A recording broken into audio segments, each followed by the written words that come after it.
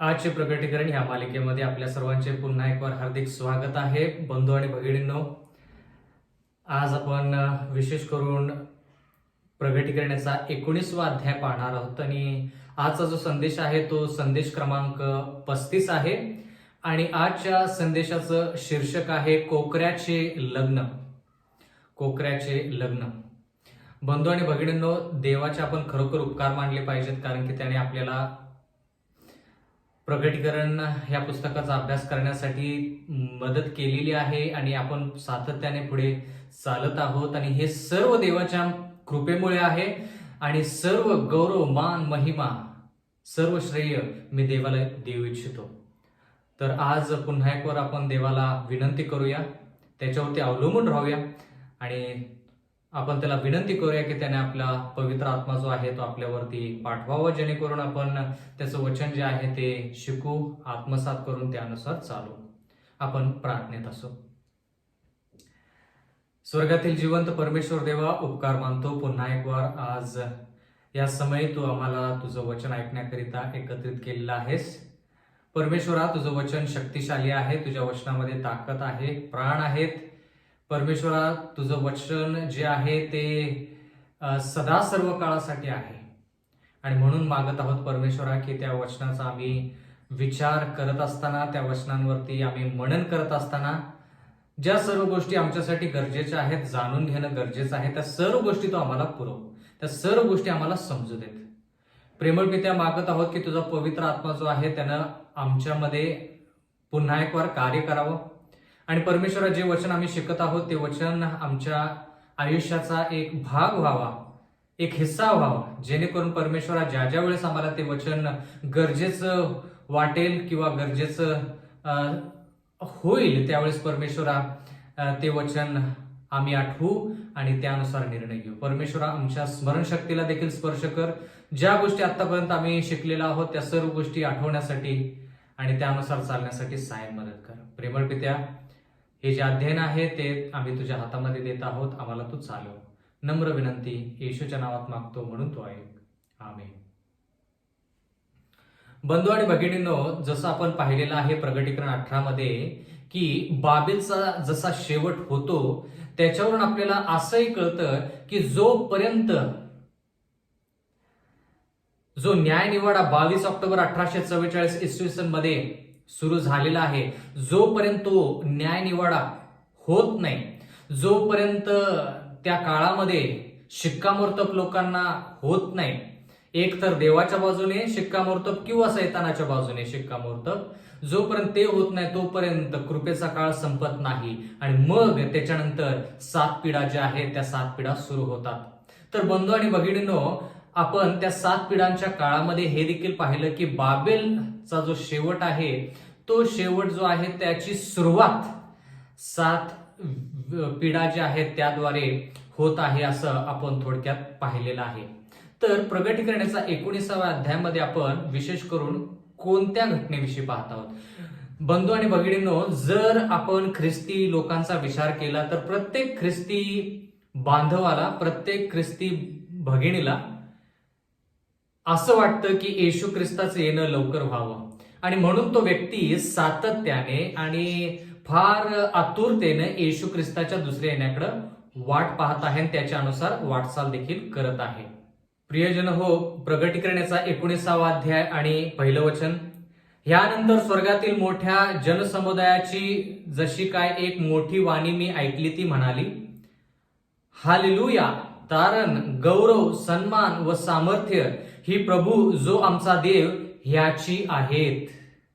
म्हणजे प्रियजन हो, ह्या ठिकाणी आपण असं पाहत आहोत की योहान जो आहे त्या योहानाला बाबेलचा शेवट जो आहे तो दाखवल्यानंतर देवाचं वचन म्हणतं की स्वर्गातून त्यानं मोठी वाणी ऐकली आणि त्या ठिकाणची जी वाणी आहे ती जनसमुदाय जसं काय एका मोठी वाणीमध्ये बोलत आहे असं योहानानं ऐकलं आणि तो जनसमुदाय जो आहे ज्याची वाणी योहानानं ऐकली ती वाणी काय म्हणाली? हालेलुया. हालेलुया म्हणजे थोडक्यात देवाची स्तुती असो, देवाचे गौरव असो. हालेलुया म्हणजे देवाची स्तुती असो, देवाचे गौरव असो, तारण, गौरव, सन्मान व सामर्थ्य ही प्रभू जो आमचा देव ह्याचे आहेत. म्हणजे सर्व गोष्टी आता योहान पाहत आहे.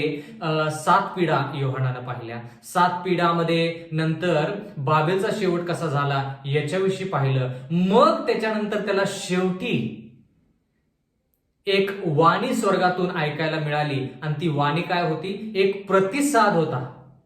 ज्या सर्व गोष्टी योहान पाहत होता त्या गोष्टीच्या ज्या गोष्टी योहानानं पाहिल्या त्याचा एक प्रतिसाद किंवा एक प्रतिक्रिया स्वर्गातून त्याला ऐकायला मिळाली. ती वाणी जी होती ती हालेलुया असं म्हणाली, म्हणजे देवाची स्तुती आणि देवाचं गौरव असो. प्रगटीकरणाचा 19वा अध्याय आणि 2रं वचन. कारण त्याचे न्याय निर्बंध सत्याचे व नीतीचे आहेत. म्हणजे बंधू आणि भगिनींनो, आपण ह्या ठिकाणी असं पाहत आहोत की प्रगटीकरण 17 असू दे, प्रगटीकरण 18 असू दे, 7 पिढा असू देत, प्रगटीकरण 16 मधल्या, त्या ठिकाणी देव न्यायी कसा आहे हे आपण पाहत आहोत. आणि त्याच गोष्टी ह्या ठिकाणी देव म्हणत आहे. म्हणजे थोडक्यात देवाचं वचन आपल्याला सांगत आहे. प्रगटीकरणाचा 19वा अध्याय आणि 2रं वचन. कारण त्याचे न्याय निर्बंध सत्याचे व नीतीचे आहेत. ज्या मोठ्या कलावंतिनीने आपल्या जार कर्माने पृथ्वी भ्रष्ट केली तिचा न्याय निवाडा त्याने केला आहे आणि आपल्या दासांच्या रक्ताबद्दल तिचा सूड घेतला आहे.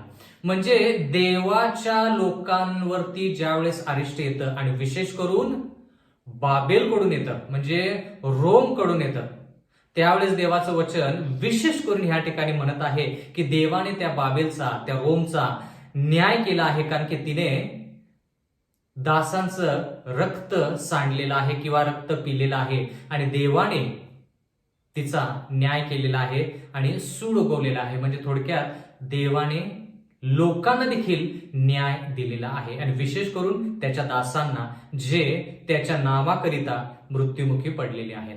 प्रगटीकरणाचा 19वा अध्याय आणि 3रं वचन. प्रगटीकरणाचा 19वा अध्याय आणि 3रं वचन. ते दुसऱ्यांदा म्हणाले, हालेलुया, तिचा धूर युगानुयुग वर चढत आहे. म्हणजे आता ह्या ठिकाणी ज्या ज्या गोष्टी योहान पाहत आहे त्या गोष्टीची प्रतिक्रिया स्वर्गातून प्रकट होत आहे किंवा त्या गोष्टीचा प्रतिसाद स्वर्गातून योहानाला ऐकायला मिळत आहे की स्वर्ग काय म्हणतो. प्रगटीकरणाचा 19वा अध्याय आणि 4थं वचन.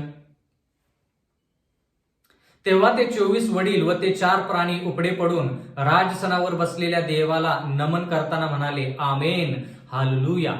आता प्रगटीकरण 19 मधला पहिला भाग जो आहे त्या ठिकाणी देवाचं वचन म्हणतं की मोठा जनसमुदाय जो आहे त्याची वाणी योहानाने ऐकली. पण प्रगटीकरण 19:4 मध्ये देवाचं वचन म्हणतं की 24 वडील आणि 4 प्राणी जे आहेत त्याच्याविषयी आपण खूप शिकलेलो आहे. प्रगटीकरण 4:5 मध्ये देवाचं वचन म्हणतं की त्यांनी आमेन व हालेलुया म्हटलेलं आहे. आता जनसमुदाय हा एक भाग आहे आणि ह्या ठिकाणी 24 वडील आणि 4 प्राणी हा एक भाग आहे. म्हणजे आता स्वर्गामधले जे 24 वडील आणि 4 प्राणी आहेत जे आपण सेराफिम असं म्हणतो ते उपडे पडून राजसनावर बसलेल्या देवाला ते नमन करतात आणि ते म्हणतात, आमेन, हालेलुया. आमेन म्हणजे असंच होऊ दे, हालेलुया म्हणजे देवाची स्तुती असो, देवाचे गौरव असू दे. प्रगटीकरणाचा 19वा अध्याय आणि 5वं वचन. इतक्यात राजसनापासून वाणी झाली. ती म्हणाली, आहो, आमच्या देवाची भीती बाळगणाऱ्या सर्व लहान थोर दासांनो त्याचे स्तवन करा. आता ह्या ठिकाणी आपण असं पाहत आहोत की जे शब्द आपण अगोदर शिकलेला आहोत तेच शब्द ह्या ठिकाणी परत आलेले आहेत. कोणते शब्द? आहो, आमच्या देवाची भीती बाळगणाऱ्या सर्व लहान थोर दासांनो. आता जे भीती बाळगतात याच्याविषयी आपण प्रगटीकरण 14 विशेष करून पहिला देवदूताचा जो संदेश आहे, देवाची भीती बाळगा व त्याचे गौरव करा, हे जे आहे तो संदेश आपण शिकलेला आहोत. आणि ह्या ठिकाणी तीच भाषा जवळपास वापरलेली आहे. अहो, आमच्या देवाची भीती बाळगणाऱ्या सर्व लहान थोर दासांनो त्याचे स्तवन करा, म्हणजे त्याचे गौरव करा, म्हणजे त्याचं चरित्र प्रकट करा. म्हणजे बंधू आणि भगिनींनो, आज आपण प्रगटीकरण 19 मध्ये देवाची भीती बाळगणे, त्याच्या आज्ञेत राहणे, त्याचं स्तवन करणे, त्याचं गौरव करणे, म्हणजे त्याचं चरित्र प्रकट करणे, हे किती महत्वाचं आहे आणि त्या गोष्टी ज्या आहेत त्या कोणत्या घटनेशी निगडीत आहेत ते आपण पाहणार आहोत. कोणत्या गोष्टी? देवाची भीती बाळगणे म्हणजे आज्ञाधारकपणा, देवाचं स्तवन करणं म्हणजे देवाचं गौरव करणे, म्हणजे देवाचे चरित्र प्रकट करणे. ह्या गोष्टी कोणत्या घटनेशी निगडीत आहेत ते आपण प्रगटीकरण 19 मध्ये पाहूया. प्रगटीकरण याचा 19वा अध्याय आणि 6वं वचन. तेव्हा जणू काय मोठ्या समुदायाची वाणी, अनेक जलप्रवाहांचा ध्वनी व प्रचंड मेघगर्जनांचा ध्वनी मी ऐकला. तो म्हणाला, हालेलुया, कारण सर्व समर्थ आमचा देव प्रभू ह्याने राज्य हाती घेतले आहे. आता ह्या ठिकाणी आपल्याला कळतं की प्रगटीकरण 19 मध्ये कशाविषयी सांगितलेलं आहे. आता ह्या ठिकाणी काय लिहिलेलं आहे? जणू काय मोठ्या समुदायाची वाणी, आणि ती वाणी कशी होती? अनेक जलप्रवाह जसे असतात तशी ती वाणी होती. प्रचंड मेघगर्जनाची ध्वनी जशी असते तशी ती वाणी होती. आणि ती काय म्हणाली? हालेलुया, म्हणजे देवाची स्तुती असो.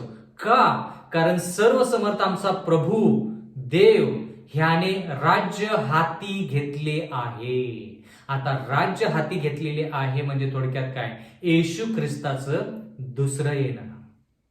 कारण की येशू ख्रिस्ताच्या दुसऱ्या येण्या वेळेसच बंधू आणि भगिनींनो, राज्य त्याच्या हाती त्याला मिळतं, किंवा जे राज्य तो स्थापित करणार आहे ते राज्य त्याला मिळतं असं आपण म्हणू शकतो. याच्याविषयी आपण प्रगटीकरण च्या मागील भागामध्ये विशेष करून पाहिलेलं आहे की देव येशू ख्रिस्त जो आहे तो पूर्ण वैभवाने येणार आहे. कशासाठी? त्याचं राज्य त्याच्या हाती घेण्यासाठी. आता आपण एक हे चित्र पाहूया.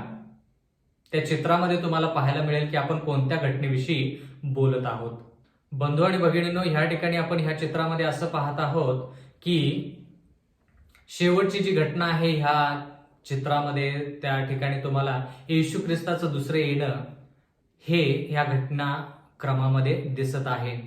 बंधू आणि भगिनींनो, जसं आपण प्रगटीकरण 19 मध्ये पाहत आहोत की येशू ख्रिस्ताला त्याचं राज्य किंवा त्याचं जे वैभवाने मिळणारं जे राज्य आहे ते राज्य त्याला त्याच्या दुसऱ्या येण्यावेळेस मिळणार आहे. प्रगटीकरण याचा 19वा अध्याय आणि 7वं वचन. आपण आनंद व उल्हास करू व त्याचा गौरव करू, कारण कोकऱ्याचे लग्न निघाले आहे आणि त्याच्या नवरीने स्वतःला सजवले आहे. प्रियजन हो, ह्या ठिकाणी आपण असं पाहत आहोत की आनंद करा, उल्हास करा असं देवाचं वचन म्हणतं. पण आनंद आणि उल्हास का झाला पाहिजे? म्हणजे प्रगटीकरण 19 चा जो अध्याय आहे त्याच्यामध्ये आनंद आहे, उल्हास आहे, त्या ठिकाणी गौरव आहे. आणि देवाचं वचन म्हणतं की ह्या सर्व गोष्टी का करायच्या आहेत? कारण कोकऱ्याचे लग्न निघाले आहे. म्हणजे कोकरा थोडक्यात विवाह बंधनामध्ये येणार आहे आणि त्याची नवरी स्वतःला तिने सजवली आहे. आता नवरीने स्वतःला सजवलेले आहे, तर कसं सजवलेलं आहे ते देखील जाणून घेणं फार फार गरजेचं आहे. प्रगटीकरणाचा 19वा अध्याय आणि 8वं वचन. तिला तेजस्वी व शुद्ध असे तागाचे तलम वस्त्र नेसायला दिले आहे. ते तागाचे तलम वस्त्र म्हणजे पवित्र जनांची नीतिकृत्य आहेत. बघा, आता जरा लक्ष द्या. येशू ख्रिस्त ह्या नवरीला किंवा ह्या राज्याला स्वीकारण्यासाठी येत आहे. दुसऱ्या वेळेस तो येत आहे, तर ह्या नगरीने किंवा ह्या नवरीने किंवा ह्या राज्याने स्वतःला कसं सजवलेलं आहे? म्हणजे येशू ख्रिस्त जो लोकांना घ्यायला येणार आहे, त्याच्या पवित्र जनांना घ्यायला येणार आहे, त्याच्या दासांना घ्यायला येणार आहे, त्यांची सजावट कशी झालेली आहे? म्हणजे थोडक्यात त्यांनी स्वतःला कसं सजवलेलं आहे ह्या ठिकाणी देवाचं वचन म्हणतं की त्यांनी तेजस्वी व शुद्ध असे तागाचे तलम वस्त्र. आता ते तेजस्वी व शुद्ध तागाचे तलम वस्त्र काय आहेत? देवाचं वचन म्हणतं की पवित्र जनांची नीतिकृत्य, म्हणजे थोडक्यात पावित्र्य. ते नीतिमान आहेत आणि त्यांचं पावित्र्य त्यांचा पोशाख आहे आणि त्याच्यामुळे ते उजळ, त्याच्यामुळे ते प्रखर, प्रकाशमय, तेजमय दिसतात, असं देवाचं वचन म्हणतं. म्हणजे बंधू आणि भगिनींनो, ज्यावेळेस आपण विवाहाचा विचार करतो, त्यावेळेस ज्यावेळेस नवरीचा विचार करतो, त्यावेळेस आपल्याला त्या ठिकाणी कळतं की ती खूप वेळेस आपण पाहिलं की कपड्याद्वारे, जगामध्ये जे कपडे आहेत, जगामध्ये जे सौंदर्य प्रसाधने आहेत, त्याद्वारे ती स्वतःला सजवते आणि जो वर आहे त्याच्यासाठी तयार होते. पण ह्या ठिकाणी देवाच्या लोकांनी कशाद्वारे स्वतःला सजवलेलं आहे? त्यांच्या पावित्र्याद्वारे. म्हणजे जरा लक्ष द्या बंधू आणि भगिनींनो, आपलं पावित्र्य, आपण जितके नीतिमान कृत्य करू तो आपला पोशाख असेल, ती आपली तयारी असेल. सजवलं आहे म्हणजे ह्या ठिकाणी ह्या नवरीने काहीतरी केलेलं आहे. तर ह्या ठिकाणी आपण असं पाहत आहोत की ह्या नवरीला पवित्रता मिळालेली आहे. ती स्वतःची पवित्रता नाही, येशू ख्रिस्ताचीच आहे. पण तिनं ती पवित्रता टिकवून ठेवण्यासाठी देवाच्या मदतीने कष्ट घेतलेले आहेत.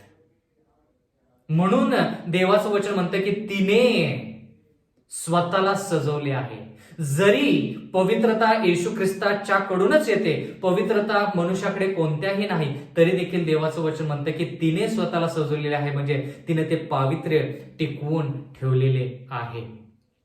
ती आपली खरी ओळख, ती पवित्र जनांची खरी ओळख, ती येशू ख्रिस्ताचं जे राज्य आहे, ते ज्याच्यासाठी तो आतुरतेने वाट पाहत आहे, त्या राज्याची ओळख म्हणजे पावित्र्य. आता ह्याच्याविषयी आपण एपिस्करास पत्र्याच्या 5व्या अध्यायामध्ये जास्त शिकूया. एपिस्करास पत्र्याचा 5वा अध्याय आणि 26वा वचन. अशासाठी की तिला त्याने वचनाद्वारे जल स्नानाने स्वच्छ करून पवित्र करावे. कसं?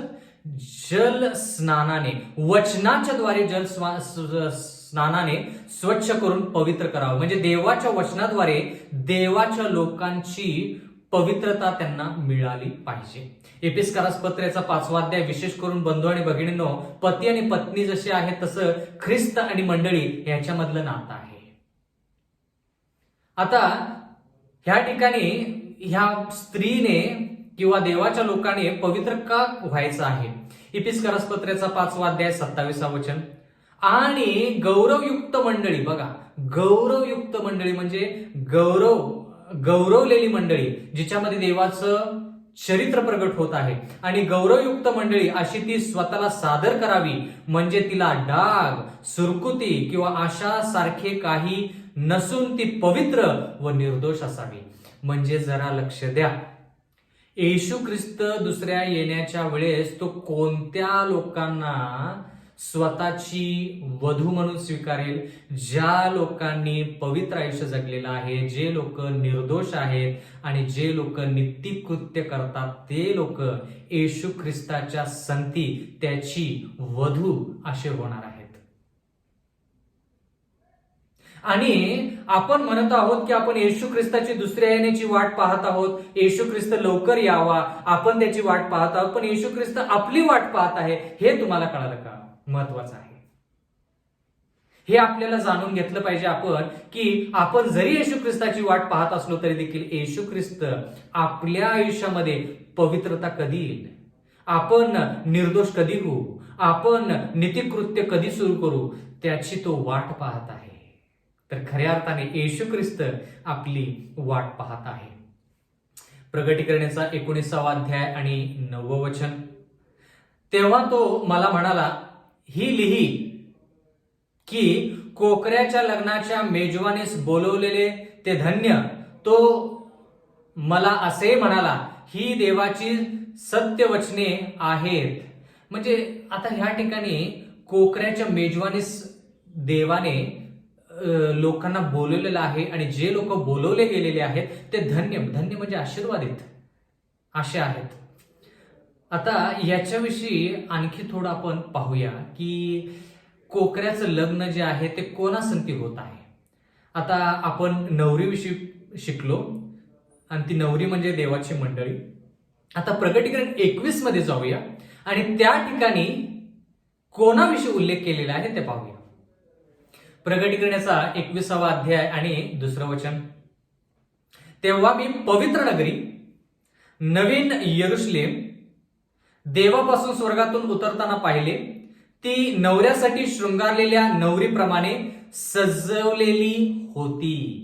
बंधू आणि भगिनींनो, ह्या ठिकाणी नवरी असा शब्द जरी आला असला तरी देखील पवित्र नगरी याच्याविषयी जास्त लिहिलेलं आहे. म्हणजे आता नवरी आणि पवित्र नगरी दोन्ही एकच आहेत का वेगवेगळे आहेत ते आपण पाहिलं पाहिजे. कारण की ह्या ठिकाणी देखील देवाचं वचन म्हणतं की ती पवित्र नगरी शृंगारलेली आहे. जशी नवरी शृंगारते स्वतःला ज्यावेळेस तिला वर मिळणार असतो त्यावेळेस, ह्या ठिकाणी देवाचं वचन म्हणतं की पवित्र नगरी. आता पवित्र नगरी कशी सजवलेली आहे? पवित्र नगरी देवाचं वचन म्हणतं की ती नवीन यरुशलेम शहर आहे आणि ती नवरीप्रमाणे सजलेली आहे. आता जरा लक्ष द्या बंधू आणि भगिनींनो, कल्पना करा की एक शहर आहे आणि त्या शहरामध्ये लोकच नाहीत. मग ते शहर जे आहे ते सजवल्यासारखं दिसेल का? बंधू आणि भगिनींनो, खरी जी सजावट आहे शहराची किंवा एखाद्या ठिकाणाची, ती ज्या ठिकाणी लोक आहेत, जे लोक पवित्र आयुष्य जगतात किंवा त्यांच्या कृत्यामुळे ती जी नगरी आहे ती प्रकाशमय होते किंवा ती शृंगारते स्वतःला. म्हणजे यरुशलेम शहर ज्यामध्ये वेगवेगळ्या गोष्टी जरी असल्या तरी देखील जोपर्यंत पवित्र लोक त्या ठिकाणी नाहीत आणि पवित्रता त्या लोकांची जोपर्यंत त्या लोकांमध्ये नाही तोपर्यंत ते पवित्र नगर शृंगारलं जात नाही.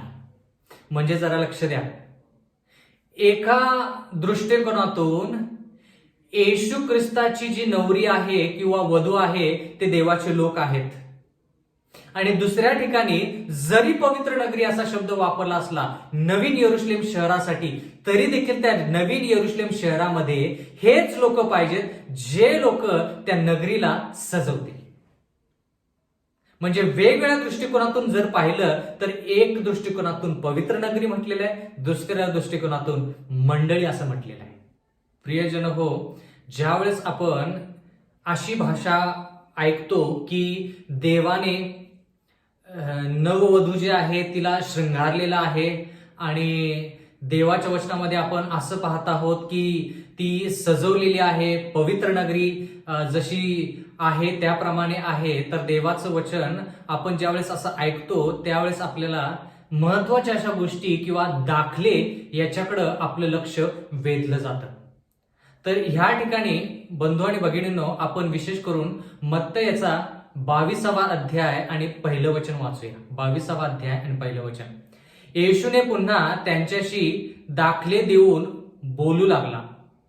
काय दाखला दिला येशू ख्रिस्ताने? मत्तयाचा 22वा अध्याय आणि 2रं वचन. स्वर्गाचे राज्य कोणा एका राजासारखे आहे, त्याने आपल्या पुत्राच्या लग्नाची मेजवानी दिली.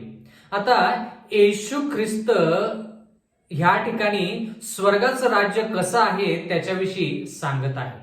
स्वर्गाचं राज्य कसं आहे त्याच्याविषयी सांगत आहे. म्हणजे थोडक्यात काय, येशू ख्रिस्त त्याच्या दुसऱ्या येण्यावेळेस काय घटना होतील किंवा काय घडामोडी होतील किंवा ती घटना कशी असेल याच्याविषयी या ठिकाणी सांगत आहे. आणि येशू ख्रिस्ताने त्याच्या दुसऱ्या आगमनाविषयी सांगत असताना खूप दाखले सांगितलेले. मत्तयाचा 22वा अध्याय आणि 3रं वचन. आणि लग्नाच्या मेजवानीस ज्यांना आमंत्रण दिले होते त्यांना बोलवण्याकरिता त्याने आपले दास पाठवले, परंतु ते येईनात किंवा ते आले नाहीत. म्हणजे ह्या ठिकाणी आपण असं पाहत आहोत की राजाने त्याचा मुलगा जो आहे त्याची लग्नाची जी मेजवानी आहे ती मेजवानी दिलेली आहे आणि त्यानं सांगितलेलं आहे की ज्या लोकांना आमंत्रण दिलेलं आहे, म्हणजे थोडक्यात आजच्या दृष्टिकोनातून ज्या लोकांना लग्नपत्रिका पाठवलेली आहे त्या लोकांना ज्या आमंत्रण दिलेलं आहे त्या लोकांना तुम्ही बोलावून घेऊन या. असं थोडक्यात ह्या ठिकाणी लिहिलेलं आहे. पण देवाचं वचन म्हणतं की जे दास त्या राजाने पाठवले, ज्या लोकांना आमंत्रण दिलं होतं ते लोक आले नाहीत. ते लोक आले नाहीत. म्हणजे ह्या ठिकाणी बंधू आणि भगिनींनो, येशू ख्रिस्त ह्या ठिकाणी असं सांगत आहे की यहुदी लोकांकडे येशू ख्रिस्त स्वतः आला. यहुदी लोकांनी त्याचा स्वीकार करायला पाहिजे होता, परंतु यहुदी लोकांनी त्याचा स्वीकार केला नाही. म्हणजे ते थोडक्यात त्या लग्नासाठी आले नाहीत. तसंच बंधू आणि भगिनींना शेवटच्या काळामध्ये देखील खूप लोक येशू ख्रिस्ताची वाट पाहतील, पण ज्या लोकांकडे येशू ख्रिस्ताने दास पाठवलेले आहेत, सुवार्ता पाठवलेली आहेत, त्या लोकांमधून सगळेच लोक त्या आमंत्रणाकडे लक्ष देतील, सगळेच ख्रिस्ती लोक शेवटच्या काळामध्ये येशू ख्रिस्ताकडे वळतील असं नाही. देवाचं वचन म्हणतं की त्यातले लोक आले नाहीत. मग पुढे काय? मत्तेचा 22वा अध्याय आणि 4थं वचन. पुन्हा त्याने दुसरे दास पाठवले व त्यांना म्हटले की आमंत्रितांना असे सांगा, पहा मी जेवण तयार केले आहे, माझे बैल व पुष्ट पशु कापले आहेत, सर्व सिद्ध आहे, लग्नाच्या मेजवानीस चला. म्हणजे ह्या ठिकाणी राजा जो आहे तो सर्व गोष्टी तयार ठेवत आहे आणि एक आमंत्रण पाठवत आहे. तो म्हणत आहे की माझं जेवण तयार आहे, जे बैल व पुष्ट पशु जे आहेत ते कापलेले आहेत, सर्व सिद्ध केलेलं आहे, लग्नाच्या मेजवानीस चला. बंधू आणि भगिनींनो, ह्या ठिकाणी कोकऱ्याचं लग्न याच्याविषयी आपण शिकत आहोत. येशू ख्रिस्ताचं राज्य त्याला मिळणे म्हणजे त्याचं विवाह त्या ठिकाणी पार पाडणे असं आपण शिकत असताना हा दाखला आपल्यासाठी अत्यंत महत्वाचा. तर ह्या ठिकाणी राजा त्या लोकांना म्हणत आहे की सर्व गोष्टी तयार आहेत, सिद्ध आहेत, तुम्ही लग्नाच्या मेजवानीस या. मत्तेचा 22वा अध्याय 5वं वचन. तरी ते मनावर न घेता ते कोणी आपल्या शेताला, कोणी व्यापाराला गेले. म्हणजे वेगवेगळे कारण सांगून ते वेगवेगळ्या ठिकाणी गेले, पण ते लग्नाच्या मेजवानीस आले नाहीत. मत्ते 22:6. आणि बाकीच्यांनी त्यांच्या दासांना धरून त्यांचा अपमान केला व त्यांना जीवे मारले. बघा, म्हणजे आमंत्रण कोणत्या गोष्टीचं आहे, ह्या ठिकाणी त्या दासांना का मारलं जातं, त्या दासांचा अपमान का केला जातो, ह्या गोष्टी वेगवेगळ्या आहेत. म्हणजे राजाने चांगल्या हेतूने त्या लोकांना बोलवलं जेणेकरून त्यांनी लग्नाच्या मेजवानीस हजर राहावं. आता ह्याच्यामध्ये काय चुकीचं आहे का? अजिबात नाही. पण देवाचं वचन म्हणतं की जे लोक ह्या आमंत्रणासाठी त्यांना निवडलं होतं आणि राजाच्या त्या मेजवानीमध्ये जायचं होतं, त्यांनी वेगवेगळे कारण सांगून टाळाटाळ केली. काही लोकांनी तर त्यांच्या दासांना धरून अपमान केला, त्यांना जीवे मारले. मत्तेचा 22वा अध्याय 7वं वचन. तेव्हा राजाला राग आला आणि त्याने आपले सैनिक पाठवून त्या घातक्यांचा नाश केला व त्यांचे नगर जाळून टाकले. जाळून टाकले. आठवतं का? म्हणजे जो 3 देवदूतांचा संदेश आपण देत आहोत बंधू आणि भगिनींनो, तो 3 देवदूताचा संदेश पूर्ण जगासाठी आहे, पण विशेष करून जे बाबेलमध्ये आहेत त्यांच्यासाठी आहे.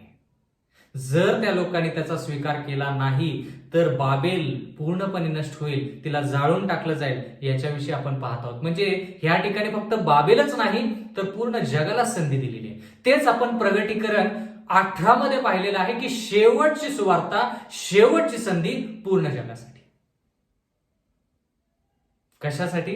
की येशू ख्रिस्त येणार आहे, तो वर आहे, आपण वधू आहोत. वधू जर आहे तर आपण शृंगारलेल्या नवरीप्रमाणे पाहिजे. म्हणजे आपल्यात थोडक्यात पावित्रता पाहिजे. का? न्याय निवाडा सुरू आहे. देवाची भीती बाळगा, त्याचे गौरव करा, कारण की न्याय निवाडा सुरू आहे. न्याय निवाड्यानंतर 7 पिढा, 7 पिढानंतर येशू ख्रिस्त येणार आहे.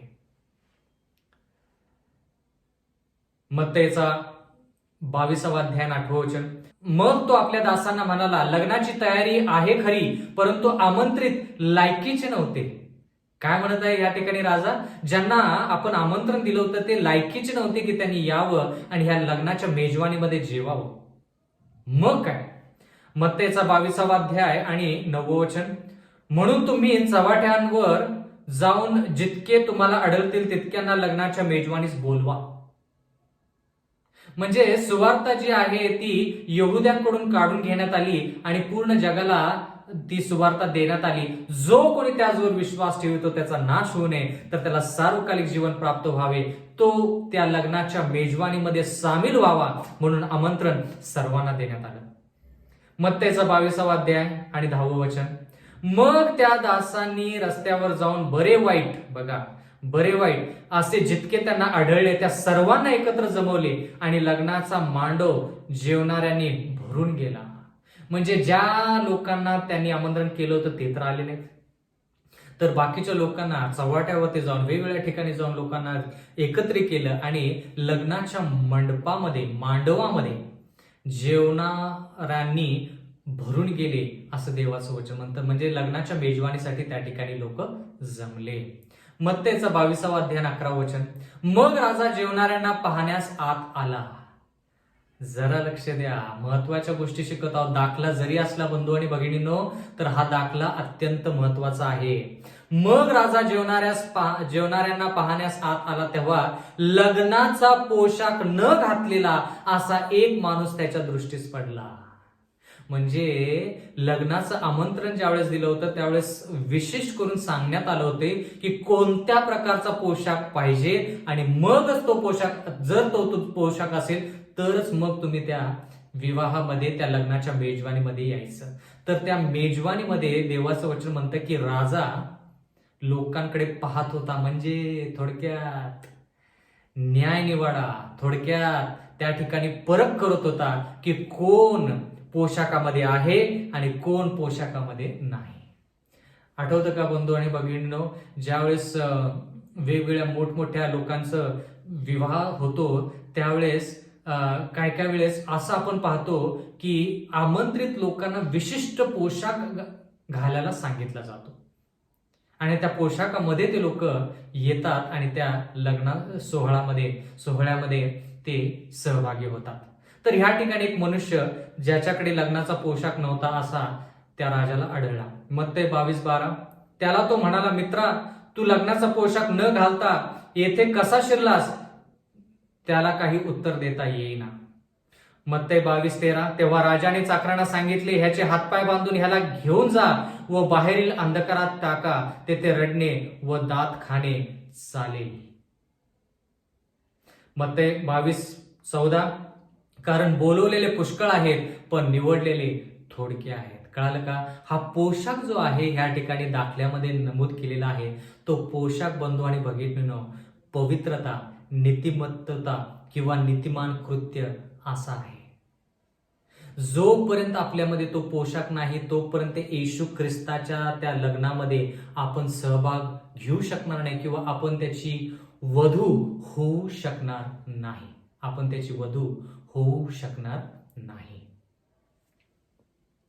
म्हणजे येशू ख्रिस्त त्या विवाहासाठी स्वतःला तयार करत आहे. स्वतः तो तयार आहेच असं म्हटलं तर चालेल. तो आपल्यासाठी वाट पाहत आहे. पण देवाचं वचन म्हणतं की जो कोणी त्या लग्नामध्ये, त्या मेजवानीमध्ये किंवा येशू ख्रिस्ताच्या त्या वधूचा सहभाग, वधूमध्ये किंवा देवाच्या मंडळीमध्ये सामील होईल त्याच्यामध्ये पवित्रता पाहिजे आणि त्याचे कृत्य नीतीचे कृत्य पाहिजे. प्रगटीकरणाचा 19वा अध्याय आणि 10वं वचन.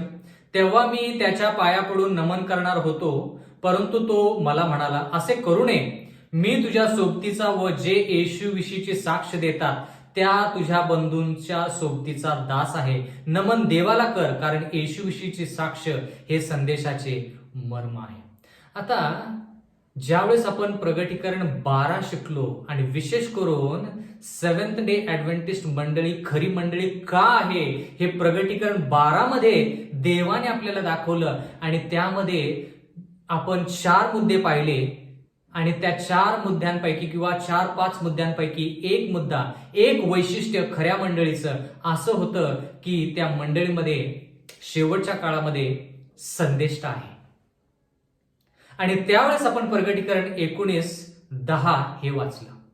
तर तोच संदर्भ ह्या ठिकाणी आहे आणि ह्या ठिकाणी देवाचं वचन म्हणतं की जो स्वर्गदूत ह्या योहानाला अद्भुत गोष्टी सांगत आहे, दाखवत आहे, समजावून सांगत आहे, हा योहान त्याच्या पाया पडतो. म्हणजे थोडक्यात पायाच पडणार असतो. आता योहान देवाला मानतो, देवाच्याच पाया पडणार असतो, पण थोडक्यात ह्या ठिकाणी देवाचं वचन म्हणतो की तो त्याला नमन करणारच असतो. तेवढ्यात तो स्वर्गदूत त्याला म्हणतो की मला नमन करू नको. नमन कोणाला कर? देवाला कर. कारण येशूविषयीची साक्ष हे संदेशाचे मर्म आहे. जरा लक्ष द्या बंधू आणि भगिनींनो, जो कोणी ह्या येशू ख्रिस्ताच्या साक्षीविषयी ज्याच्याविषयी आपण प्रकटीकरण 12 मध्ये शिकलेलो आहोत, म्हणजे थोडक्यात सेव्हन्थ डे ऍडव्हेंटिस्ट मंडळीमध्ये शेवटच्या काळामध्ये एक संदेष्टा असणार आहे, त्याच्याविषयी आपण शिकलेलो आहोत. आणि तो संदेष्टा म्हणजे एलन जी व्हाईट. तर जो कोणी एलन जी व्हाईट ह्यांचं शिक्षण संदेष्टा ह्या दृष्टिकोनातून त्यांचं शिक्षण आत्मसात करतो, जे देवाचं वचन आहे, देवाने प्रेरित होऊन त्या संदेशाने देवाचं वचन लिहिलेलं आहे, तर तो व्यक्ती कधीही माणसाला नमन न करता देवाला नमन करेल. हे फार गरजेचं आहे. प्रगटीकरणाचा 19वा अध्याय 11वे वचन, नंतर मी स्वर्ग उघडलेला पाहिला, तो पहा एक पांढरा घोडा आणि विश्वसनीय व सत्य असा म्हटलेला एक स्वार त्याच्यावर बसलेला मला दिसला. तो नीतीने न्यायनिवाडा करतो व लढतो. आता ह्या ठिकाणी बंधू आणि भगिनींनो, आपण असं पाहत आहोत की योहानाला हा दृष्टांत जो मिळत आहे, त्याच्यानंतर एका पाठीमागे एक घटना ह्या ठिकाणी योहान पाहत आहे. तर ह्या ठिकाणी योहान पाहतो की स्वर्ग उघडलेला आहे आणि त्याच्यामध्ये तो एक पांढरा घोडा पाहतो आणि त्या पांढऱ्या घोड्यावर विश्वसनीय व सत्य असा म्हटलेला त्याच्यावरती बसलेला आहे. प्रकटीकरण 1, ज्यावेळेस आपण आजचे प्रकटीकरण ही मालिका सुरू केली, त्यावेळेस पहिले जे संदेश होते, काही पहिले संदेश जे होते, त्याच्यामध्ये आपण विश्वसनीय साक्षी याच्याविषयी आपण शिकलो. तो विश्वसनीय साक्षी, तो सत्य जो आहे तो येशू ख्रिस्त आहे असं आपण म्हणालो. प्रगटीकरण याचा पहिला अध्याय शिकताना तर तोच संदर्भ ह्या ठिकाणी आहे, जो पांढरा घोडा आहे आणि ज्याच्यावरती विश्वसनीय व सत्य म्हटलेला जो बसलेला आहे तो येशू ख्रिस्त आहे. तर ह्या ठिकाणी पांढरा घोडा कशाला दर्शवतो? बंधू आणि भगिनींनो, पांढरा घोडा जरी शुभ्रता, पवित्रता याला जरी दर्शवत असेल, तर ह्या ठिकाणी हा न्यायनिवाडा आणि विजय ह्या गोष्टीलाच दर्शवतो. कारण की ह्या ठिकाणी ज्या घोड्यावरती येशू ख्रिस्त बसून येत आहे, म्हणजे थोडक्यात पांढरा घोडा जो आहे तो थोडक्यात विजयाला दर्शवतो. कारण की देवाचं वचन म्हणतं की येशू ख्रिस्त नीतीने न्यायनिवाडा करतो व लढतो. आपल्या लोकांसाठी तो लढतो, आपल्या लोकांसाठी तो त्यानं प्राणांची आहुती दिलेली आहे, तो न्यायनिवाडा करतो. प्रगटीकरणाचा 19वा अध्याय 12वे वचन, त्याचे डोळे अग्नीच्या ज्वालेसारखे व त्याच्या डोक्यावर पुष्कळ मुकुट होते, त्याच्यावर एक नाव लिहिलेले आहे, ते त्याच्या वाचून कोणालाही कळत नाही. आता ह्या ठिकाणी त्याचे डोळे अग्नीचे आहेत. आता हे वर्णन प्रगटीकरण 1 मध्ये आपण वाचलेलं आहे. त्याचे डोळे अग्नीच्या ज्वालेसारखे आहेत. अग्नीची ज्वाला म्हणजे काय बंधू आणि भगिनींनो? अग्नीची ज्वाला म्हणजे थोडक्यात डोळे म्हणजे दृष्टी, आणि अग्नीची ज्वाला म्हणजे थोडक्यात परखणे. म्हणजे थोडक्यात अग्नीची ज्वाला म्हणजे न्यायनिवाडा. तर हा जो येशू ख्रिस्त आहे तो न्यायनिवाडा करतो आणि त्याच्यावर डोक्यावर पुष्कळ मुकुट आहेत, त्याच्यावर एक नाव लिहिलेलं आहे. येशू ख्रिस्तावरती एक नाव आहे आणि देवाचं वचन म्हणतं की त्याच्याशिवाय कोणालाही ते कळत नाही, त्याच्या वाचून कोणालाही ते नाव कळत नाही. आता येशू ख्रिस्त हे नाव आपल्याला पण माहित आहे, पण येशू ख्रिस्ताला जसं त्याचं नाव माहित आहे, त्याच्या नावाचा अर्थ माहित आहे, तो कोण आहे त्याला जसं माहित आहे तसं कोणालाही माहित नाही. प्रगटीकरणाचा 19वा अध्याय आणि 13वे वचन, रक्तात बुचकळलेले वस्त्र त्याने अंगावर घेतले होते आणि देवाचा शब्द हे नाव त्याला देण्यात आले होते. पण देवाचं वचन म्हणतं की रक्तात बुडवलेलं वस्त्र ज्यावेळेस तुम्ही बाहेर काढता त्यावेळेस ते वस्त्र शुद्ध असे होतं. म्हणजे थोडक्यात आपलं वस्त्र जे आहे ते पवित्र होतं, म्हणजे आपण पवित्र होतो, म्हणजे थोडक्यात आपलं चरित्र बदलताना आपण शुभ्र असे होतो. लाल रंगामध्ये बुडवल्यानंतर शुभ्र, म्हणजे हा लाल रंग जो आहे तो येशू ख्रिस्ताचं बलिदान आहे. बंधू आणि भगिनींनो, रक्त सांडलेलं जे येशू ख्रिस्तानं आहे त्याच्यामध्ये आपण शुभ्र असे होतो. प्रगटीकरणाचा 19 अध्याय 14 वचन, स्वर्गातील सैन्य पांढऱ्या घोड्यावर बसून पांढरी व शुद्ध अशी तागाची तलम वस्त्रे अंगावर घालून त्याच्या मागे चालत होती. बघा, त्याच गोष्टी आहेत. देवाचं वचन म्हणतं की त्याच्या पाठीमागून पांढऱ्या घोड्यावर बसून खूप सैन्य स्वर्गातून निघालं आणि देवाचं वचन म्हणतं की त्यांचे कपडे कसे होते, पांढरी व शुद्ध. का? कारण की देवाचं वचन म्हणतं की ते पवित्रतेने ल्यालेले असे होते. पण प्रगटीकरण 19:13 मध्ये जो दुसरा भाग आहे वचनाचा तो असं म्हणतो, आणि देवाचा शब्द हे नाव त्याला देण्यात आले होते. आता देवाचा शब्द हे आपल्याला योहान 1:1 मधून कळतं की प्रारंभी शब्द होता, शब्द देवासंती होता व शब्द देव होता. आणि 14 वचनामध्ये योहान 1:14 मध्ये तो शब्द देहधारी झाला आणि त्याने आमच्यामध्ये वस्ती केली. याच्याविषयी आपण पाहिलं. म्हणजे थोडक्यात येशू ख्रिस्ताविषयी या ठिकाणी लिहिलेलं आहे. प्रगटीकरणाचा 19 अध्याय आणि 15 वचन, त्याने राष्ट्रांना मारावे म्हणून त्याच्या तोंडातून तीक्ष्ण धारेची तलवार निघते. तो त्यांच्यावर लोखंडी दंडाने अधिकार गाजवील आणि सर्व समर्थ देव ह्याच्या तीव्र क्रोधरूपी द्राक्षरसाचे कुंड तो तुडवतो. आता ह्या ठिकाणी राष्ट्रांना मारावे, तोंडातून तीक्ष्ण धारेची तलवार निघते, लोखंडी दंडाने अधिकार गाजवेल आणि क्रोधरूपी द्राक्षरस कुंड जो आहे तो तुडवेल. ह्या सर्व गोष्टी आपण पाहिलेल्या आहेत वेगवेगळ्या दृष्टिकोनातून. पण जरा आपण याच्यावरती आणखी थोडा विचार करूया. आता लोहदंडाने अधिकार गाजवेल म्हणजे काय? स्तोत्र संहिताचा 2 अध्याय आणि 9 वचन. स्तोत्र संहिता 2 अध्याय आणि 9 वचन, लोहदंडाने तू त्यांना फोडून काढशील, कुंभाराच्या मडक्यासारखा त्यांचा तू चुराडा करशील. देवाचं वचन म्हणतं की लोहदंडाने येशू ख्रिस्त काय करतो, कुंभाराच्या मडक्यांचा जसा चुराडा होता तसा पूर्ण जगावरती तो काय करेल, सत्ता चालवेल. आता बंधू आणि भगिनींनो, प्रगटीकरण 19:15 मध्ये आपण असं पाहिलं की क्रोधरूपी द्राक्षरसाचा कुंड जो आहे तो तुडवतो. आता याच्याविषयी आपण प्रगटीकरण 14 मध्ये शिकलेलो आहोत, पण आणखी थोडं शिकूया. प्रगटीकरणाचा 14वा अध्याय आणि 19 वचन, येशू ख्रिस्त ते द्राक्षाचे कुंड कसे तुडवतो. प्रगटीकरण 14:19, तेव्हा त्या देवदूताने आपला विळा पृथ्वीवर चालवला. आठवतं का? कापणी याच्याविषयी आपण शिकलो. त्या ठिकाणी 2 कापण्या आहेत असं आपण म्हणालो.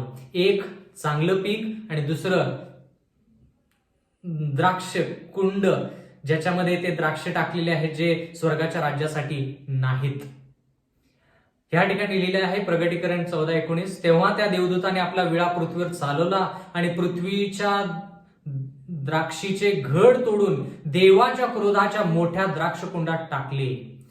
प्रगटीकरण 14:20, ते द्राक्षकुंड नगराबाहेर तुडवले गेले, त्यातून रक्त वाहिले, त्याचा प्रवाह घोड्यांच्या लगामांना पोहोचेल इतका असून तो 100 कोसपर्यंत वाहत गेला. म्हणजे बंधू आणि भगिनींनो, या ठिकाणी आपण पाहत आहोत की तो द्राक्ष कुंड जो आहे तो येशू ख्रिस्त स्वतः तुडवून टाकणार आहे. प्रगटीकरण 19:16, त्याच्या वस्त्रावर व त्याच्या मांडीवर राजांचा राजा आणि प्रभूंचा प्रभू हे नाव लिहिले आहे. आता येशू ख्रिस्ताचं नाव लिहिलेलं आहे त्याच्या मांडीवरती आणि त्याच्या वस्त्रांवरती. याच्याविषयी आपण शिकलो. म्हणजे पाहत पण आहोत येशू ख्रिस्तच आहे तो, याच्याविषयी देखील आपल्याला आता खात्री पटलेली आहे. प्रगटीकरण 19:17, नंतर मी एक देवदूताला सूर्यात उभे राहिलेले पाहिले. तो अंतराळातील मध्यभागी उडणाऱ्या सर्व पाखरांना उच्च वाणीने म्हणाला, या देवाच्या मोठ्या जेवणावळीसाठी एकत्र व्हा. म्हणजे ह्या ठिकाणी आपण असं पाहत आहोत की येशू ख्रिस्त ज्यावेळेस येतो त्यावेळेस तो पवित्र लोकांना त्याची वधू म्हणून स्वीकारतो, नवरी म्हणून स्वीकारतो, देवाच्या मंडळीला तो स्वीकारतो. आणि ह्या ठिकाणी असंही म्हटलेलं आहे की एक वाणी आकाशातून स्वरदूत करतो आणि म्हणतो, देवाच्या मोठ्या जेवणावळीसाठी एकत्र व्हा. आणि तो कोणाला पाचारण करत आहे? पाखरांना पाचारण करत आहे. पाखरांना पाचारण करत आहे. आता ह्या ठिकाणी पाखरं म्हणजे काय याच्याविषयी जास्त आपल्याला जरी माहिती नसली तर ह्या ठिकाणी आपल्याला असं कळतं की ही जेवणावळी जी आहे ही जेवणावळी कशाची आहे याच्याविषयी आपण जाणून घेतलं पाहिजे. म्हणजे आपण त्या ठिकाणी भक्ष्य होणार आहोत का, हा महत्वाचा प्रश्न आपण विचारला पाहिजे. आपण जेवणावळीमध्ये जेवण खाण्यासाठी गेलं पाहिजे, पण आपण त्या ठिकाणी भक्ष्य होऊन कोणीतरी आपणावरती अरिष्ट आणून किंवा थोडक्यात आपण त्यांचा आहार होता कामा नये. आपण त्यांचा आहार होता कामा नये. प्रगटीकरणाचा 19वा अध्याय आणि 18 वचन. राजांचे मांस. आता या पाखरांना बोलवलेलं आहे जेवणावळीसाठी, पण कोणाचं मांस खाण्यासाठी? राजांचे मांस, सरदारांचे मांस, बलवानांचे मांस, घोड्यांचे व त्यावरील स्वरांचे मांस आणि स्वतंत्र व दास, लहान मोठे अशा सर्वांचे मांस खाण्यास या. म्हणजे थोडक्यात असं नाही की खरेच पाखरे येतील आणि पूर्ण पृथ्वीवरचं मांस खाऊन टाकतील, किंवा देवाचे लोक ज्यावेळेस येशू ख्रिस्त येईल त्यावेळेस जे पापी लोक आहेत त्यांचं मांस खातील, असं ह्या ठिकाणी नाही. आपण ह्याचा आध्यात्मिकरित्या विचार केला पाहिजे. पण कोणाचं मांस? राजे, सरदार, बलवान, स्वतंत्र दास, लहान मोठे या सर्वांचं मांस. म्हणजे थोडक्यात पूर्णपणे यांचा नाश होणार. प्रगटीकरणच्या पुस्तकामध्ये याच्याविषयी आपण अगोदर हे शब्द जे आहेत राजे, सरदार, बलवान, स्वतंत्र, दास, लहान, मोठे, हे शब्द आपण अगोदर वाचलेले आहेत. ह्या गोष्टी कुठं वाचलेल्या आहेत त्याचा आपण थोडा विचार करूया. प्रगटीकरणाचा 6वा अध्याय आणि 15 वचन आठवतं का? आपण त्या ठिकाणी म्हणालो की आपण 6व्या शक्क्यामध्ये आहोत आणि येशू ख्रिस्ताच्या यायच्या अगोदर कोणत्या घटना घडणार आहेत त्याच्याविषयी आपण प्रगटीकरण 6 आणि 7 मध्ये थोडं शिकलेलो आहोत. प्रगटीकरणाचा 6वा अध्याय आणि 15 वचन. पृथ्वीवरील राजे व मोठे अधिकारी, सरदार, श्रीमंत व बलवान लोक, सर्व सरदार व सर्व स्वतंत्र माणसे गुहात व डोंगरातील खडकातून लपली. तेच शब्द, तेच लोक का लपली? प्रगटीकरणाचा 6वा अध्याय आणि 16 वचन. आणि ते डोंगरांना व खडकांना म्हणाले, आमच्यावर पडून राजसनावर जो बसला आहे त्याच्या दृष्टी पडून व कोकऱ्याच्या क्रोधापासून आम्हाला लपवा. तोच संदर्भ प्रगटीकरण 19 मध्ये तुम्हाला परत पाहायला मिळतो. कळालं का बंधू आणि भगिनींनो? अभ्यास करत असताना पुढे पाठीमागे हे शब्द कुठे वापरले, कुठं अभ्यास केला त्याच्याविषयी आपण शिकलो की मग आपल्याला सर्व संदर्भ कळतो. प्रगटीकरण याचा 19वा अध्याय 19 वचन. तेव्हा ते श्वापद, पृथ्वीवरील राजे व त्यांचे सैन्य ही घोड्यावर बसलेल्या स्वराबरोबर व त्याच्या सैन्याबरोबर लढाई करण्यास एकत्र झालेले मी पाहिले. आता प्रगटीकरण 19:19 जो आहे तो जर संदर्भ आपण पाहिला तर थोडक्यात येशू ख्रिस्त दुसऱ्या वेळेस येईल, पवित्र लोकांना तो स्वर्गात घेऊन जाईल, पापी लोक ह्या ठिकाणी मृत्युमुखी पडतील. 1000 वर्षासाठी येशू ख्रिस्त आणि पवित्र लोक स्वर्गाच्या राज्यामध्ये असतील. मग 1000 वर्षानंतर येशू ख्रिस्त त्याच्या संती, त्या लोकांसंती, पवित्र लोकांसंती तिसऱ्या वेळेस परत येईल. आता जो येईल तो दुसऱ्या वेळेस, मग स्वर्गाच्या राज्यामध्ये पवित्र लोकांना घेऊन जाईल, त्या ठिकाणी 1000 वर्षासाठी त्या ठिकाणी ते राहतील आणि मग 1000 वर्षानंतर तिसऱ्या वेळेस ज्यावेळेस येशू ख्रिस्त त्याच्या पवित्र नगरी संती, ज्याच्यामध्ये पवित्र लोक आहेत त्यांच्या संती ज्यावेळेस येईल त्यावेळेस प्रगटीकरण 19:19 मध्ये लिहिलेलं आहे की सैन्य, हे जे पापी लोक आहेत ते काय करतात, त्यांना परत पुनरुत्थान होतं, त्यांना परत जिवंत केलं जातं आणि ते येशू ख्रिस्ताची नगरी ज्यावेळेस खाली येते त्याबरोबर लढण्यासाठी तयार होतात. तर याच्याविषयी आपण आणखी जास्त शिकणार आहोत येणाऱ्या काळामध्ये. प्रगटीकरणाचा 19वा अध्याय आणि 20 वचन. मग श्वापद धरले गेले आणि त्याच्याबरोबर खोटा संदेष्टाही धरला गेला. त्याने श्वापदाचे खून धारण केलेल्या व त्याच्या मूर्तीला नमन करणाऱ्या लोकांना त्यांच्या समोर चिन्ह करून ठकवले होते. ह्या दोघांना जळत्या गंधकाच्या अग्नी सरोवरात जिवंत टाकण्यात आले. आता ह्या ठिकाणी विशेष करून हे सांगण्यात आलेलं आहे की श्वापद आणि खोटा संदेष्टा. श्वापद म्हणजे रोम, खोटा संदेष्टा म्हणजे अमेरिका. कारण की का अमेरिका चिन्ह चमत्कार करताना म्हणतो लोकांना की देव आमच्या संगती आहे, तर तुम्ही काय करा, आम्हाला तुम्ही नमन करा किंवा आमचा तुम्ही स्वीकार करा. आम्ही ज्या गोष्टी तुम्हाला सांगू त्या गोष्टी तुम्ही आत्मसात करा किंवा त्यानुसार तुम्ही चाला. म्हणून अमेरिका चिन्ह चमत्कार करते आणि चिन्ह चमत्कार खोटे संदेष्टे करतात. म्हणून श्वापद म्हणजे रोम आणि खोटा संदेष्टा म्हणजे अमेरिका. आणि देवाचं वचन म्हणतं की त्यांना जळत्या गंधकाच्या अग्नी सरोवरात जिवंत टाकण्यात आले. आता हे कधी होईल? येशू ख्रिस्त दुसऱ्या वेळेस येईल त्यावेळेस होणार नाही. येशू ख्रिस्त दुसऱ्या वेळेस येईल, पवित्र जनांना घेऊन जाईल, स्वर्गाच्या राज्यामध्ये 1000 वर्ष ते राहतील. त्याच्यानंतर येशू ख्रिस्त तिसऱ्या वेळेस येईल, त्यावेळेस पापी लोक जे आहेत त्यांचं पुनरुत्थान होईल आणि त्या ठिकाणी ज्यावेळेस लढाई होईल त्यावेळेस त्या पापी लोकांचा आणि विशेष करून श्वापद आणि खोटा संदेष्टा जो आहे त्यांचा अग्नीमध्ये किंवा जळत्या गंधकाच्या अग्नी सरोवरामध्ये त्यांना टाकलं जाईल आणि त्यांचा पूर्णपणे नाश होईल. प्रगटीकरण याचा 19वा अध्याय आणि 21वा वचन.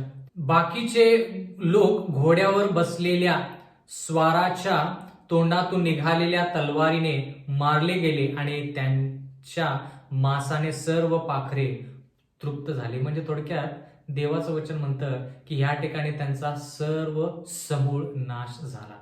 पुन्हा एक वार मला तुम्हाला हे सांगू द्या की या ठिकाणी पाखरे म्हणजे थोडक्यात असं नाही की पवित्र लोक पापी लोकांचं मांस खातील किंवा त्या ठिकाणी पशु येतील आणि सर्व लोकांना खाऊन टाकतील आणि तशा प्रकारे त्यांचा नाश होईल. तर देवाचं वचन म्हणतं की पापी लोकांचा जो न्याय आहे आणि त्यांचा जो नाश आहे तो अग्नी आणि गंधकाने होणार आहे. आणि ते कधी?